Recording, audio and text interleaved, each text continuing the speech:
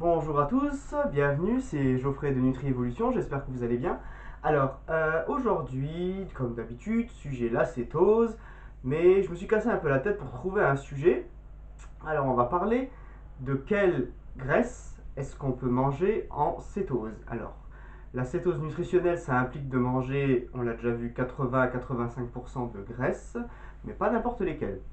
Alors, il y a eu des histoires comme quoi en cétose on pouvait se gaver d'huile de noix de coco, d'huile d'olive, d'huile de colza ou je ne sais quelle autre chose du végétal. Alors on va se dépatouiller un peu, on va essayer de voir ensemble ce que ça implique de manger 85% de graisse en cétose.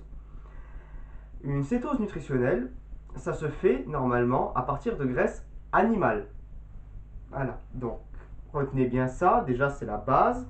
La cétose nutritionnelle, ça se fait avec de la graisse animale ou d'autres produits de toute façon d'origine animale. Donc on ne peut pas faire une cétose, ou je ne sais pas si ça marche vraiment, je ne sais pas, j'ai jamais eu un vegan qui m'a demandé de faire une cétose, mais une cétose, ça se fait, je le redis une dernière fois, avec des graisses animales. Bien sûr, on va pouvoir consommer également des graisses végétales, mais ça ne va pas être la priorité, ça ne va pas être la plus grosse partie de ce qu'on va consommer. Parce que les graisses les plus proches de l'être humain, ce sont les graisses animales. Donc ça veut dire que c'est les graisses à longue chaîne et moyenne chaîne. Ça veut dire tout ce qui est présent dans le beurre, donc bien sûr le fromage qui est très gras, la crème, tout ce qui est attaché aux animaux. Donc du coup la graisse de bœuf, la graisse de canard, la graisse d'oie. Qu'est-ce qu'on a encore? La graisse de porc, donc tout ce qui est niveau porc, à part la viande, la graisse de porc, c'est très très bien pour la peau, c'est très très bon pour le corps humain parce que c'est la graisse et la peau du porc sont très très proches de notre graisse et de notre peau à nous. Donc en fait c'est très très bien de manger de la graisse de porc. Alors même dans les pays asiatiques en général, on cuisine dans la graisse de canard, on cuisine dans la graisse de porc et c'est très très bien parce que d'une part c'est très stable, ça veut dire que vous pouvez cuisiner avec du beurre, avec du ghee même, on appelle ça, ça a un nom spécial, le saindoux, voilà. En Allemagne, ça se vend même. Je ne sais pas si en France ça se vend, mais en Allemagne, vous avez les espèces de gros morceaux comme ça de graisse pour faire cuire. Vous avez même en France, vous allez dans n'importe quelle épicerie, vous pouvez trouver des gros bocaux de graisse de canard ou de graisse d'oie. Vous en balancez une cuillère dans la poêle, ça cuit vraiment très bien. Ça donne si vous aimez le canard, ça donne un léger arôme de volaille aux légumes. C'est très très bon. Donc je reviens à mon sujet. Les graisses animales. Le but, ça va être de manger entre 200 et 400 grammes de graisse animale dans la journée. Exact, vous avez bien entendu, 200 et 400 grammes. Donc, si vous voulez un petit ordre de grandeur, si vous prenez par exemple une plaque de beurre, une plaque de beurre, c'est 250 grammes. Donc, ça ne veut pas dire qu'il faut forcément manger une plaque de beurre tous les jours. Mais ça veut dire qu'il va falloir manger au moins l'équivalent en graisse d'une plaque de beurre tous les jours. Voilà, donc vous voyez la différence. Ça ne veut pas dire que je vous dis qu'il vous achetez 30 plaquettes de beurre et les consommer dans les 30 jours. Non, ça veut dire que l'équivalent en graisse que vous voyez dans une plaquette de beurre, il va falloir la manger. Cet équivalent en graisse, il va falloir la manger dans la journée. Donc bien sûr, ça dépend de votre taille, ça dépend de votre poids, ça dépend de si vous êtes un homme, une femme, ça encore ça dépend pas tellement. Ça dépend de l'état de vos hormones, ça dépend de l'état de votre métabolisme, très important. Ça dépend de l'état de l'âge, on va pas dire l'âge, mais on va dire en suivant l'âge, si vous êtes très actif, peu actif, ça va énormément jouer. Donc en fait, on va donner une petite fourchette, c'est pour ça que je dis entre 200 et 400 grammes de graisse animale dans la journée. Donc, ceux qui pensent, je ne vise personne, mais ceux qui pensent qu'ils peuvent noyer leurs légumes dans l'huile d'olive, dans la mayonnaise qui est fait avec de l'huile de colza, dans l'huile de coco, alors que l'huile de coco, quand vous tapez également, c'est comme l'avocat, l'huile de coco, quand vous allez sur Google, que vous prenez, vous tapez huile de coco sur Google et que vous regardez dans Images, vous avez à 80% également le pot d'huile de coco. Alors que voilà, c'est génial. C'est vrai que même pour ceux qui ne le savent pas, l'huile de coco, ça permet de se mettre en cétose même quand on mange des glucides. Ça veut dire que si jamais vous mangez des glucides, quelqu'un qui mange des glucides, qui mange de l'huile de coco, si vous faites un test urinaire, il va produire des glucides. Il ne va pas les utiliser, bien sûr, mais il va en produire. Ça veut dire que cette huile de coco, elle a la merveilleuse, j'avais fait une vidéo là-dessus, elle a une merveilleuse fonction, c'est de contenir des acides gras, ce qu'on appelle des MCT, acides gras à chaîne moyenne, ou medium chain triglyceride en anglais. Donc ces graisses, ils vont aller directement au foie, être transformées en énergie, aller dans le sang sous forme de cétone. Donc du coup, et après si vous ne les utilisez pas, partir dans l'urine. C'est pour ça que votre test il va se colorer. Donc même cette huile merveilleuse, l'huile de coco, le but c'est pas de noyer ses légumes dedans ou c'est pas de prendre des cuillères d'huile de coco dans la journée n'importe comment. Parce que même si vous faites ça, c'est pas forcément que vous allez maintenir l'équilibre de la cétose. Même si vous mangez 80% de votre diète avec de l'huile de coco. Parce que ça va être les graisses animales qui vont faire que vous allez être en parfaite harmonie avec le régime cétogène. Voilà, c'est comme ça. C'est si vous regardez sur je vais vous expliquer. Si vous regardez sur la planète, hein, vous prenez la planète, vous avez les pôles. En haut et en bas, vous avez les pôles. Au milieu, vous avez l'équateur. Au pôle, il fait froid. L'équateur, il fait chaud. Ou les tropiques, enfin, et le milieu. Donc vous avez le soleil qui tape au milieu. Vous avez le soleil qui tape moins en haut, c'est plus froid. Donc dans tout ce qui tape au milieu, vous avez des fruits, des légumes abondants. Vous avez la forêt équatoriale, vous avez la forêt amazonienne, vous avez tout ce qui est forêt tropicale, où la vie est abondante, où les plantes sont abondantes, où les peuples se nourrissent exclusivement de végétaux. Quand vous allez au pôle, donc c'est ça qui m'intéresse, c'est quand vous prenez par exemple les docteurs, je vais en citer un, Stephen Finney, si vous voulez aller voir. Stephen comme Stéphane et Finney comme P-H-I-2-N-E-Y. Vous allez voir ce docteur-là, il a vécu un an avec les Inuits au pôle Nord. Vous avez même une route, quand vous regardez sur votre planisphère, vous avez une route qui s'appelle la route de Stephenson. C'est parce que ce docteur-là, Stephen Finney, il a suivi le monsieur qui s'appelle Stephenson, qui a été aussi avant lui, voir comment les Inuits vivent. Les Inuits vivent au pôle. Donc du coup, je crois que c'est au pôle Nord d'ailleurs. Au pôle, il n'y a pratiquement pas possibilité de faire pousser du végétal. Donc du coup, les humains qui habitent au pôle ne se nourrissent pratiquement pas de végétaux. Donc pas de glucides, puisqu'un glucide est pratiquement toujours d'ordre végétal. Donc les seules choses qu'ils peuvent avoir à se nourrir, ce sont les poissons et les animaux. Voilà.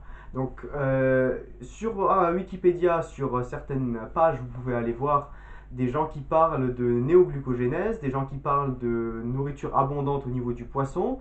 Alors, ce monsieur, Stephen Finney, qui est un grand scientifique, qui est maintenant en cétose depuis plus de 10 ans, il est allé chez les Inuits et il a vécu avec eux pendant pratiquement un an. Il a remarqué qu'en fait, ils n'avaient pas d'apport de glucides, et contrairement à ce que la croyance populaire pense, c'est-à-dire que les Inuits se nourrissent principalement de poissons, au pôle, la température est très basse. Ça veut dire que l'huile de poisson, c'est pour faire le lien, l'huile de poisson reste liquide à moins 40 ou moins 30, quand il y a des températures vraiment très négatives. L'huile de poisson arrive à rester liquide. Ce qui donne l'avantage de les utiliser pour les lampes. C'est-à-dire ils font brûler l'huile de poisson pour les lampes.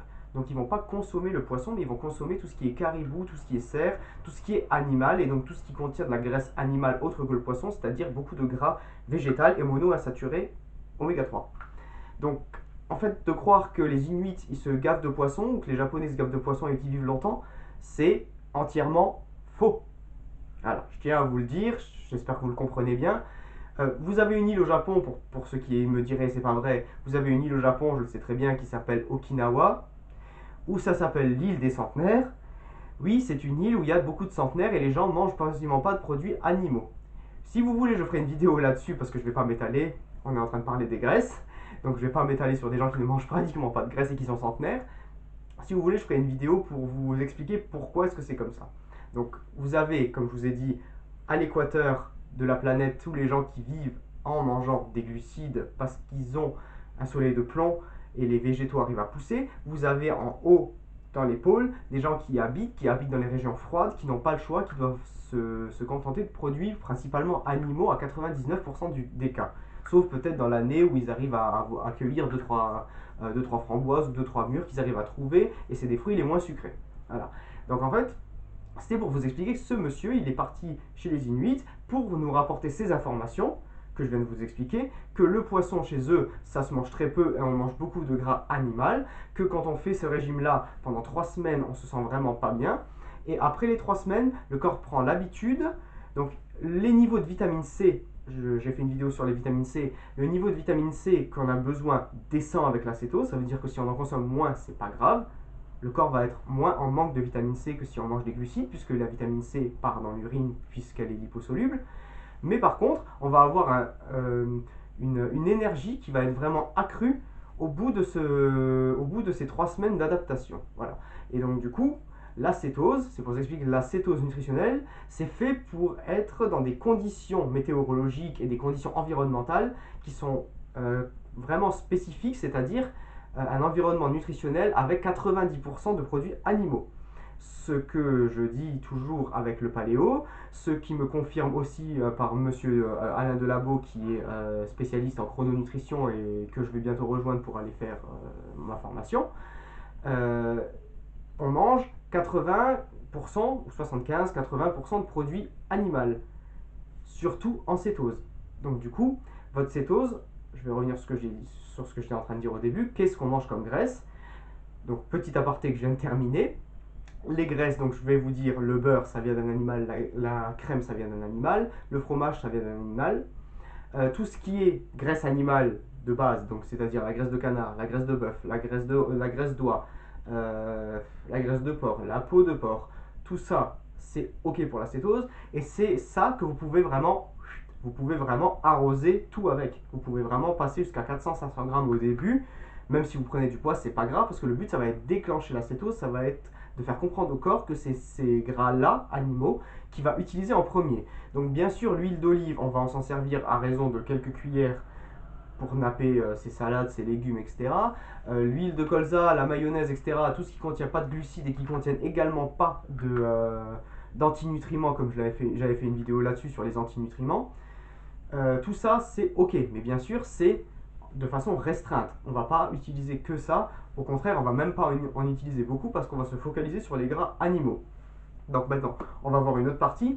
Comment est-ce qu'on va faire pour rentrer tous ces produits animaux dans la diète cétogène? Parce que, alors, vous pouvez choisir bien sûr de mordre dans un gros morceau de beurre. C'est une façon de faire. Il y en a qui le font, hein, en collation, couper un morceau de beurre, le mettre en bouche. Il y en a qui ne peuvent absolument pas et chez qui ça dégoûte. Je ferai une vidéo concernant les gens qui sont vraiment dégoûtés par la graisse et qui ne peuvent pas manger plus que 50 grammes de graisse dans la journée parce que ça reste là. Faites attention, c'est forcément que vous avez un problème soit au niveau du foie, soit pire encore au niveau du pancréas, parce que vos sucs biliaires et pancréatiques ne sont pas au point. Vous avez peut-être des caillots, c'est pas pour vous faire peur, vous avez peut-être on n'appelle pas ça des caillots, euh, des, euh, ce qu'on a en général dans l'urine. Euh, j'ai un trou. Euh, des calculs, voilà. Donc vous pouvez avoir très bien des calculs dans le foie ou dans le pancréas. Donc, comment on fait pour rentrer tous ces graisses dedans, dans votre diète de tous les jours? Vous allez vous faire principalement des thés. Quand je dis des thés, ça veut dire c'est pas forcément du thé vert, c'est pas de la tisane, c'est pas du café. Ça veut dire vous prenez une tasse, vous mettez au fond ce que vous aimez au niveau des épices. Donc ça peut être du gingembre, du curcuma avec du poivre noir. Ça peut être tout simplement de la cannelle. Alors la cannelle qui est très bien pour faire baisser la glycémie. Il me semble que j'avais encore fait une vidéo là-dessus. Vous mettez ça au fond d'une tasse, vous arrosez avec de l'eau bouillante, et vous prenez votre morceau de beurre ou de lard ou de graisse de canard et tout ça, et vous mettez une grosse cuillère à soupe là-dedans, ou deux ou trois, ce que vous arrivez à rentrer. Vous pouvez rajouter, pour que ça fasse une émulsion, pour pas avoir le gras qui flotte. Moi, ce que je fais, parce que j'aime pas non plus avoir le gras qui flotte, vous prenez ça, vous mettez l'eau bouillante sur tout ce qui est épices que vous prenez. Vous mettez dedans 2-3 gouttes de crème fraîche, attention pas la liquide, la épaisse, la liquide il y a du lait dedans, il y a du lactose.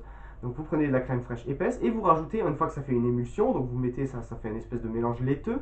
Vous prenez ensuite tous vos gras, une grosse cuillère à soupe, et vous mélangez là-dedans et avec la crème ça va devenir une espèce de mélange laiteux. La graisse elle va un peu surnager mais beaucoup moins et ça va être beaucoup plus agréable à boire.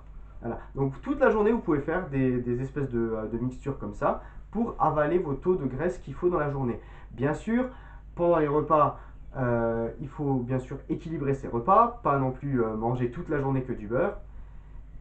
Je ferai une autre vidéo sur comment équilibrer bien ses repas et ses assiettes, mais voilà, le but de la cétose, pour juste une première je ne vais pas vous expliquer comment faire des assiettes dans cette vidéo, mais juste pour que vous compreniez bien que ces 80% de graisse, c'est l'équivalent d'environ 200 à 400 grammes euh, 200 à 400 grammes de graisse. ce qui fait entre 1 et 2 barquettes plaques de beurre, ce qui est pour certaines personnes énorme, mais c'est la base de la cétose. C'est comme ça qu'on construit correctement une cétose. C'est pas en coupant les calories, c'est pas en disant je vais manger du blanc de poulet, du thon et des trucs qui sont sans graisse que ça va marcher. Au contraire, ça va vous casser complètement le corps. Complètement, complètement. Alors moi, ce que je vous propose, c'est de faire des thés dans un premier temps et je ferai une autre vidéo. Je vais la faire tout de suite d'ailleurs. Je vais faire une autre vidéo pour vous expliquer comment est-ce qu'on répartit les sujets dans l'assiette. A tout de suite.